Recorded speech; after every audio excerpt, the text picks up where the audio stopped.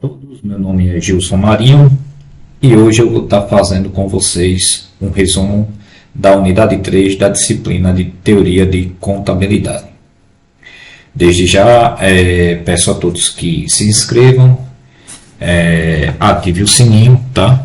Para mais conteúdos no canal.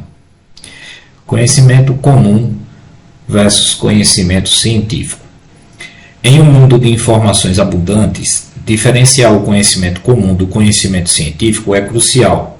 Embora ambos sejam formas de entender a realidade, suas origens, métodos e finalidades são fundamentalmente diferentes. O conhecimento científico é o resultado de uma investigação metódica, sistemática e controlada. Ele busca explicar os fenômenos de forma objetiva, com base em evidências e testes. Sua finalidade é produzir leis e teorias que possam ser generalizadas e aplicadas a diferentes contextos.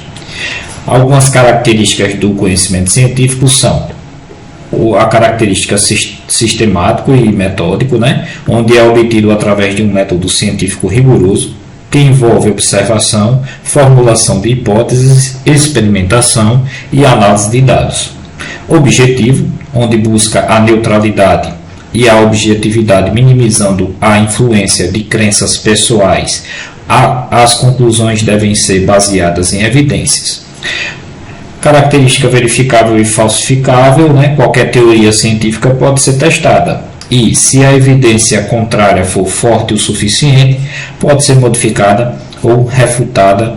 Isso garante a sua evolução constante.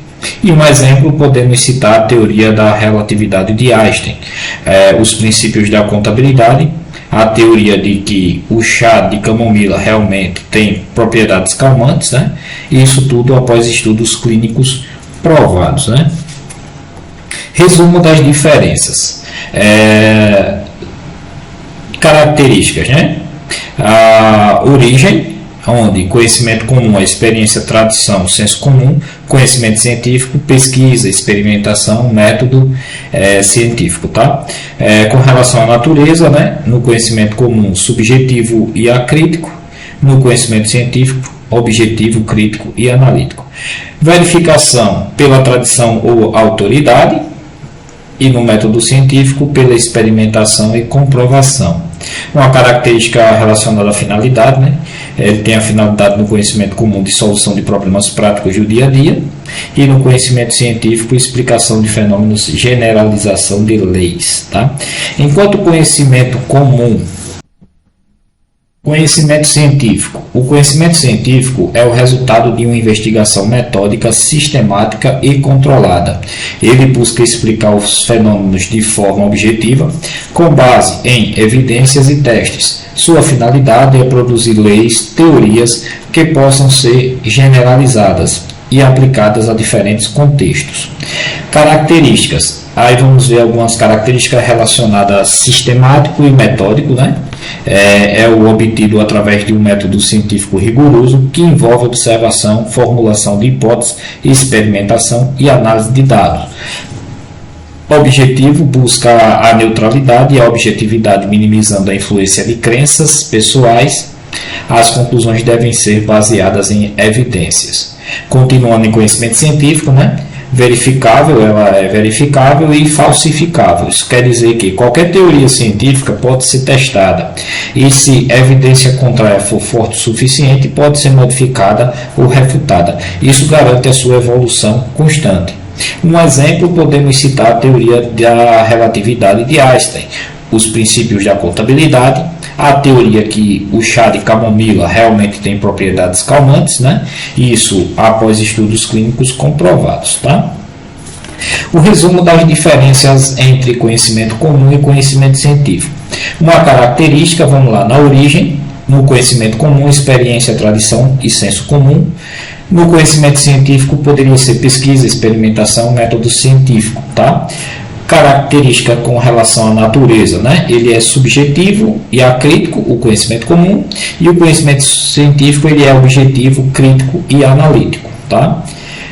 Característica com relação à verificação, o conhecimento comum ele é verificado pela tradição ou autoridade, e no conhecimento científico pela experimentação e comprovação, tá? Já a característica pela finalidade, né? O conhecimento comum tem a finalidade de solucionar problemas práticos do dia a dia. Já o conhecimento científico, a explicação de fenômenos, generalização de leis, tá? Enquanto o conhecimento comum é um guia prático para a vida, o conhecimento científico é uma ferramenta poderosa para entender o universo de forma mais profunda e precisa. O conhecimento científico, com sua busca constante por evidências, é a base para o desenvolvimento de tecnologias, medicamentos e a evolução de diversas disciplinas, como a própria contabilidade. Contabilidade como ciência. A contabilidade é amplamente considerada uma ciência social aplicada e não uma ciência exata, como a matemática ou física. Sua natureza científica reside no fato de que ela usa métodos sistemáticos e lógicos para observar, mensurar, registrar e analisar o patrimônio de uma entidade. O processo científico na contabilidade. A contabilidade segue um processo que se assemelha ao método científico, adaptado ao seu objeto de estudo, que são os fenômenos econômicos. Exemplo, observação. O contador observa os fatos econômicos que ocorrem na empresa, como venda, compras, pagamentos e recebimentos. Quanto ao registro sistemático, esses fatos são registrados de forma organizada, padronizada, seguindo princípios e normas, como o método das partidas dobradas. Sua mensuração: os eventos são mensurados em termos monetários de forma objetiva, sempre que possível. A análise e interpretação: os dados registrados são processados e apresentados em relatórios, como o balanço patrimonial e a DRE, que permitem analisar o desempenho e a saúde financeira da empresa. E a conclusão e tomada de decisão: as informações obtidas são usadas por gestores, investidores, credores e outros usuários para tomar decisões informadas sobre a entidade. A contabilidade como ciência social. O que torna uma ciência social é que seu objeto de estudo são as relações e os fenômenos humanos, como a produção, a circulação e a acumulação de riqueza. A contabilidade não lida com leis físicas, mas com a forma como as sociedades e as organizações lidam com seus recursos. Ela é um sistema de informação que reflete a realidade econômica e fornece uma linguagem comum para que diferentes agentes, empresas, governo e mercado possam se comunicar. Por isso, a contabilidade não pode ser totalmente objetiva. Ela é influenciada por fatores como a legislação, as normas sociais e as escolhas dos gestores. Porque não é uma ciência exata. A contabilidade não é uma ciência exata porque não lida com verdades absolutas e imutáveis. Existem diferentes formas de mensuração: custo histórico versus o valor justo, por exemplo, estimativas, vida útil de um ativo, provisões e julgamentos, reconhecimento de receita, que podem influenciar o resultado final. O uso do princípio da prudência, por exemplo, mostra que há um componente de julgamento no trabalho do contador. A contabilidade é uma ciência porque tem um objeto de estudo bem definido, o patrimônio. Usa o método rigoroso, o das partidas dobradas, e gera conhecimento útil para a sociedade. Ela é social porque seu foco são os fenômenos econômicos e as informações para a tomada de decisões humanas. Teoria positiva. A teoria positiva é uma corrente de pensamento que se concentra em explicar e prever o comportamento dos contadores e das empresas em relação às escolhas de políticas contábeis, diferente da teoria normativa, que prescreve o que deve ser feito. A teoria positiva se dedica a entender o que é feito na prática. A origem e a ideia central, A teoria positiva da contabilidade surgiu nos anos 60 e 70, influenciada pela economia. Seus principais expoentes, Watts e Zimmermann, argumentavam que a teoria contábil deveria se basear na observação empírica e na construção de modelos que explicassem por que as empresas escolhem certas práticas contábeis em detrimento de outras. A ideia central é que a contabilidade não é uma ciência exata e suas escolhas são influenciadas por fatores econômicos e de interesse próprio.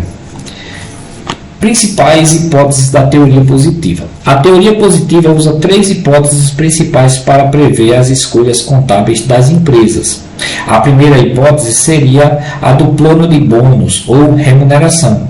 Empresas que possuem planos de remuneração para executivos atrelados ao lucro tendem a escolher políticas contábeis que aumentem o lucro reportado.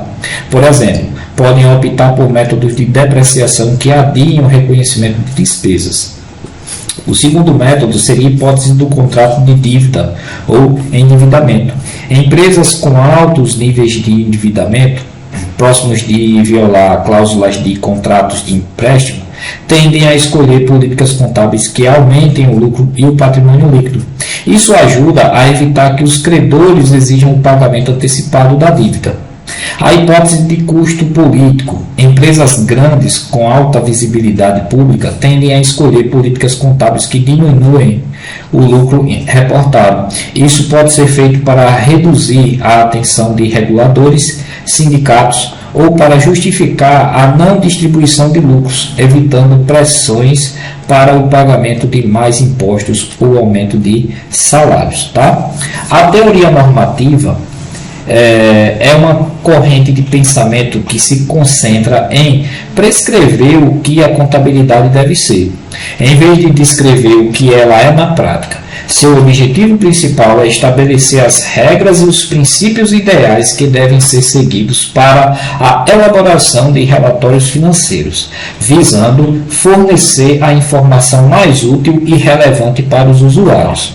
A teoria normativa busca definir o modelo ideal de contabilidade, defendendo que existem princípios e normas universais que, se aplicados, resultarão em demonstrações financeiras de alta qualidade, independentemente do contexto ou das escolhas da empresa.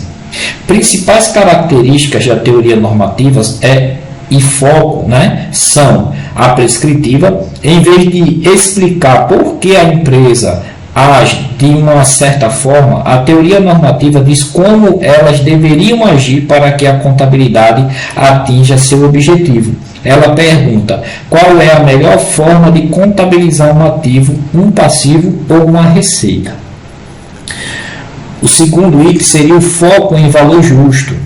Uma das grandes discussões da teoria normativa foi a defesa do uso do valor justo.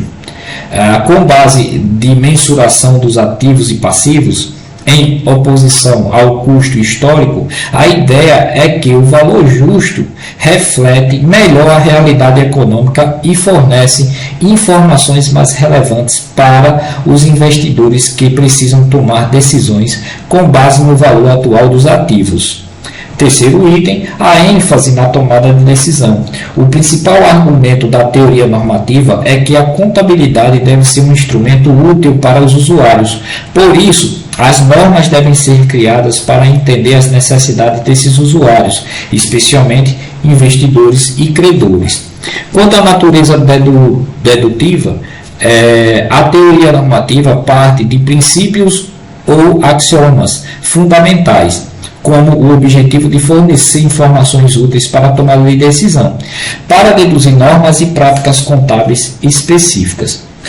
Exemplos de aplicação. A teoria normativa influenciou diretamente a criação de pronunciamentos contábeis modernos, como as normas internacionais de relatos financeiros, a IFRS. Embora as IFRS não sejam puramente normativas, elas têm um forte componente prescritivo, ao definir padrões claros de reconhecimento e mensuração para diversas transações. Por exemplo, o CPC 00, que é a estrutura conceitual para o relatório financeiro. É um documento com forte base normativa. Ele estabelece o objetivo do relato financeiro e as características qualitativas que a informação contábil deve ter, como relevância e representação fidedigna, para ser útil. A teoria normativa versus a teoria positiva. A teoria normativa foca no deve ser, o que a contabilidade deveria ser para fornecer informações ideais. A teoria positiva foca no ser, porque as empresas fazem as escolhas contábeis que fazem, tá? Enquanto a teoria normativa busca a perfeição ideal, a teoria positiva busca explicação prática. Ambas se complementam na evolução do pensamento contábil, pois a teoria normativa propõe as mudanças e a teoria positiva ajuda a entender o impacto dessas mudanças na prática.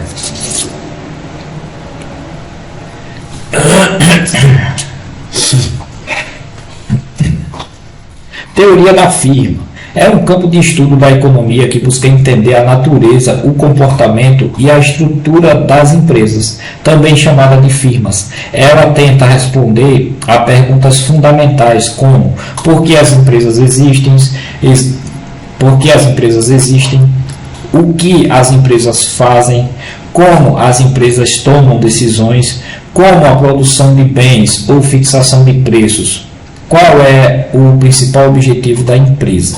Abordagens tradicionais, historicamente a teoria afirma parte do pressuposto de que o principal objetivo de uma empresa é maximizar o lucro.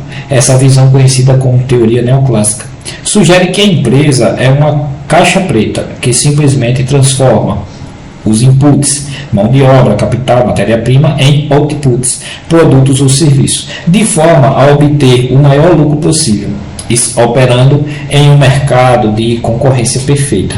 Dentro dessa abordagem, as decisões da empresa são puramente racionais e baseadas em cálculos de custo e receita marginal. Críticas e evolução da teoria. Ao longo do tempo, a teoria da firma evoluiu para incorporar mais complexidade, criticando a ideia de que a maximização do lucro é o único objetivo e de que a empresa é uma unidade monolítica. A teoria de Ronald Coase, o economista Ronald Coase, em seu artigo A Natureza da Firma, em 1977, propôs que as empresas existem para reduzir os custos de transação. Em vez de usar o mercado para cada transação, o que garante custos de buscar por fornecedores, negociação, etc., a empresa organiza a produção internamente. O tamanho de uma empresa é determinado pelo ponto em que o custo da transação no mercado se iguala ao custo de gerenciamento interno. Já a teoria do comportamento behaviorista, esta abordagem desenvolvida por economistas como Herbert Simon, argumenta que as decisões empresariais não são sempre perfeitamente racionais. Os gerentes e proprietários de empresas operam com racionalidade limitada. Eles não buscam a maximização absoluta do lucro, mas sim um nível satisfatório de lucro, o suficiente para manter a empresa operando e evitar conflitos. Já a teoria do agente principal, essa teoria estuda o conflito de interesses entre os acionistas, os principais, e os gerentes, os agentes. Os acionistas querem maximizar o valor da empresa, enquanto os gerentes podem ter outros objetivos, como o crescimento da empresa, poder ou remuneração. Essa teoria explica por que as empresas usam mecanismos como bônus atrelados ao desempenho para alinhar os interesses dos agentes com os dos principais. Teoria da firma e contabilidade. A relação entre a teoria da firma e a contabilidade é profunda. A contabilidade fornece as informações financeiras que permitem avaliar o desempenho da firma e testar as hipóteses da teoria. Por exemplo, os relatórios contábeis de lucro, receita e custos são os dados essenciais para as análises econômicas. Além disso, a contabilidade moderna especialmente com o foco em governança corporativa, reflete as preocupações da teoria do agente principal, buscando mecanismos para dar transparência à gestão e proteger os interesses dos acionistas. A contabilidade, portanto, não é apenas um sistema de registro, mas uma ferramenta que molda o comportamento da firma e seus agentes. Demonstrações contábeis. As demonstrações contábeis, também conhecidas como demonstrações financeiras ou relatórios contábeis, são a principal forma de comunicação da contabilidade. Elas são a representação estruturada da posição patrimonial e financeira de uma empresa e são elaboradas com base nos registros contábeis para fornecer informações úteis a diversos usuários, como investidores, credores, governos e gestores. As demonstrações contábeis obrigatórias, de acordo com a legislação brasileira, Lei 6.404/76 e CP6, são o balanço patrimonial. O balanço patrimonial é uma fotografia da posição financeira de uma empresa em um momento específico, por exemplo, em 31 de dezembro de 2024. Ele mostra a composição do patrimônio da empresa, seguindo a equação fundamental da contabilidade, que é ativo igual a passivo mais patrimônio líquido, onde ativo representa os bens e direitos da empresa, é dividido em circulante, que se converte em dinheiro em curto prazo, e não circulante, que converte-se em dinheiro em longo prazo. O passivo representa as obrigações da empresa com terceiros, é dividido em circulante, dívidas de curto prazo, e não circulante, dívidas de longo prazo. O patrimônio líquido, por sua vez, representa o capital próprio da empresa, ou seja, o valor que pertence aos sócios e acionistas. A demonstração do resultado do exercício, a DRE, é um filme do desempenho financeiro de uma empresa em determinado período, geralmente um ano fiscal. Ela mostra a formação do resultado, ou seja, se a empresa obteve lucro ou prejuízo através do confronto entre receitas e despesas. A estrutura básica da DRE é a receita bruta de vendas, onde o valor total das vendas, depois a dedução e impostos sobre vendas, os impostos e devoluções que diminuem a receita, que vai gerar o resultado de receita líquida, o que a empresa efetivamente faturou. Depois, subtrai-se o custo das mercadorias e serviços vendidos, gastos diretos com a produção, por exemplo, que vai dar o resultado lucro bruto, o resultado das atividades principais. Subtrai-se as despesas operacionais, que são os gastos com vendas, administração e finanças, que vai gerar o lucro ou prejuízo antes dos impostos, resultado antes de considerar o imposto de renda e a contribuição social. Subtrai-se os impostos, que é relacionado ao imposto de renda e contribuição social sobre o lucro, gerando-se o resultado do lucro ou prejuízo líquido do exercício, o resultado final do período. Tá? Temos ainda aí a demonstração dos fluxos de caixas, o DFC. A DFC é um relatório que mostra as movimentações de dinheiro, entrada e saída, em um período. Ela é fundamental para entender a liquidez da empresa, pois o lucro na DRE não significa necessariamente que houve entrada de dinheiro. A DFC é dividida em 3 fluxos principais: fluxo de caixa das atividades operacionais, onde reflete o dinheiro gerado ou consumido pelas operações da empresa; o fluxo de caixa das atividades de investimentos, que mostra o dinheiro usado em investimentos, compra de ativos imobilizados, por exemplo, ou gerado por eles, venda de um terreno. Fluxo de caixa das atividades de financiamento revela o dinheiro obtido em empréstimos ou dinheiro usado para pagar dívidas e dividendos. Esses são os 3 modelos principais de fluxo de caixa. A demonstração das mutações do patrimônio líquido, a DMPL, detalha as variações ocorridas no patrimônio líquido de um período para o outro. Ela mostra a movimentação das contas que o compõem, como o aumento do capital, a distinção dos lucros e a constituição de reservas.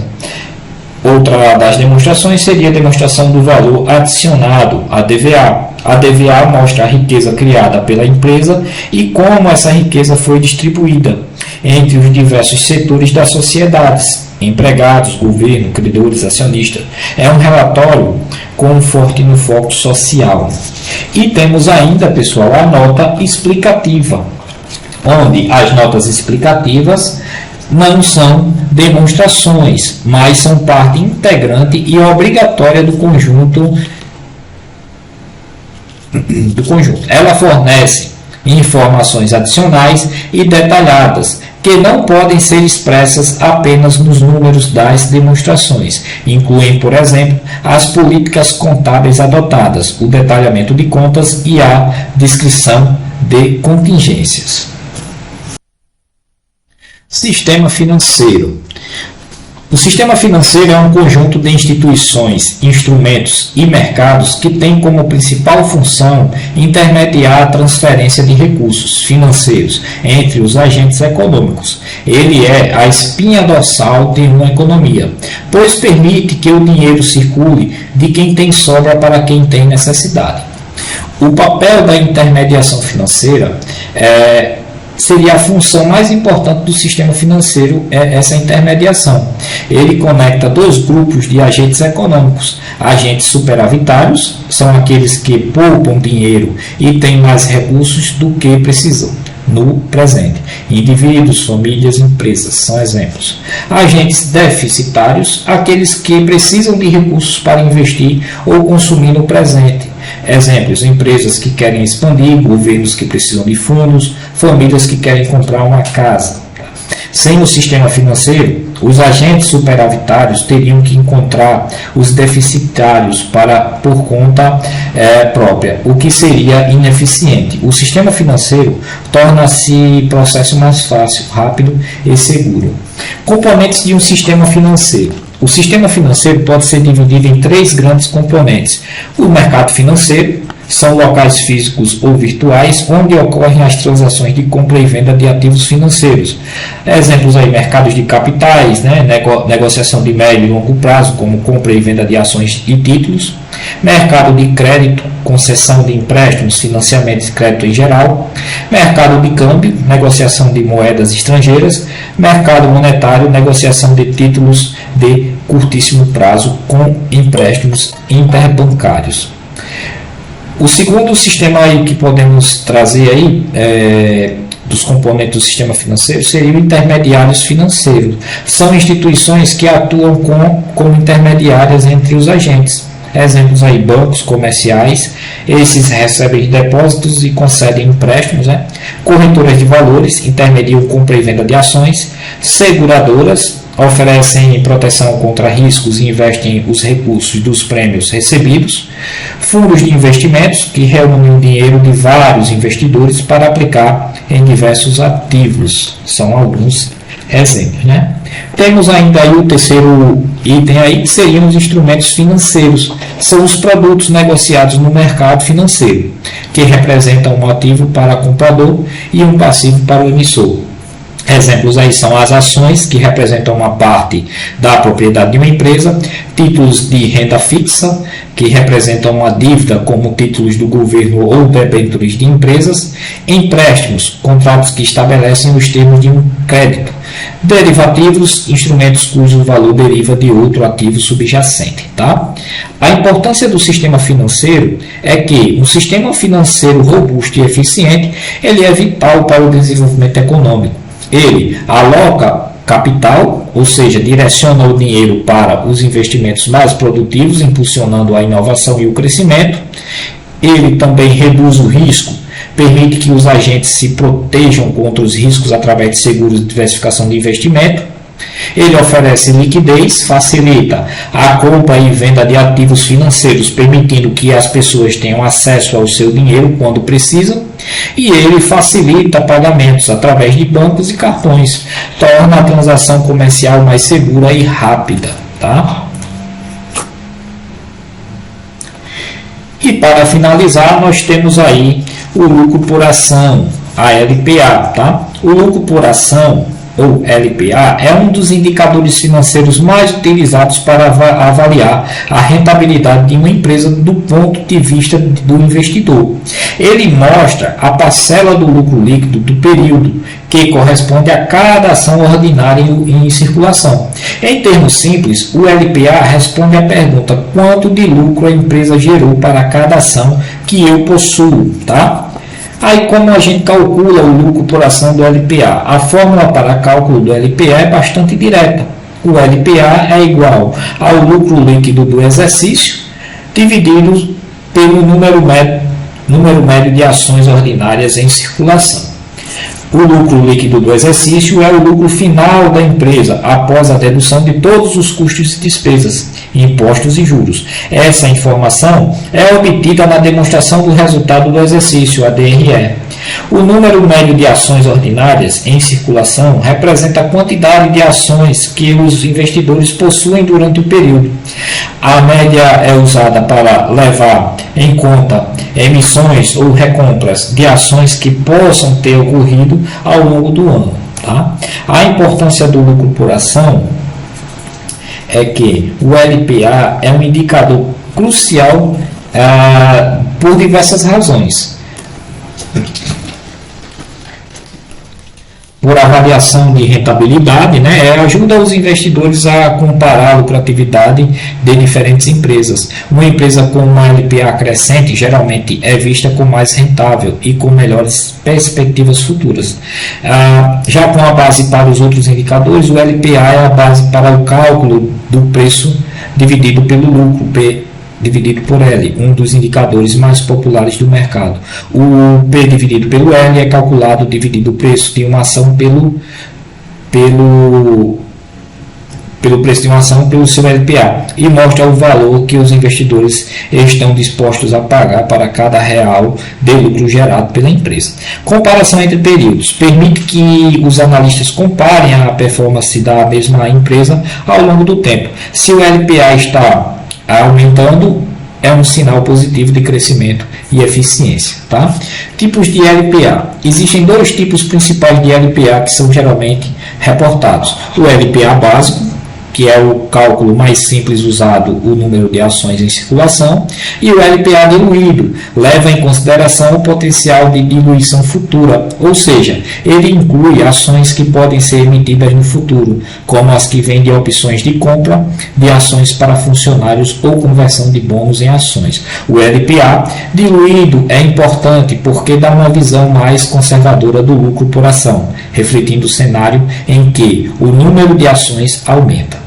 Considerações: embora o LPA seja um indicador valioso, ele não deve ser usado isoladamente. Um alto LPA pode ser resultado de uma recompra de ações, por exemplo, em vez de um aumento real do lucro. Por isso, ele deve sempre ser analisado em conjunto com outras métricas financeiras, como o crescimento da receita, a margem de lucro e o fluxo de caixa. Bom, pessoal, encerramos por aqui mais um resumo da disciplina Teoria da Contabilidade. Eu peço que vocês se inscrevam no canal, faça seu like, né? Acesse o sininho, tá bom? Para que a gente continue produzindo esses vídeos aqui para o canal Futuro Contador. Um abraço e até mais.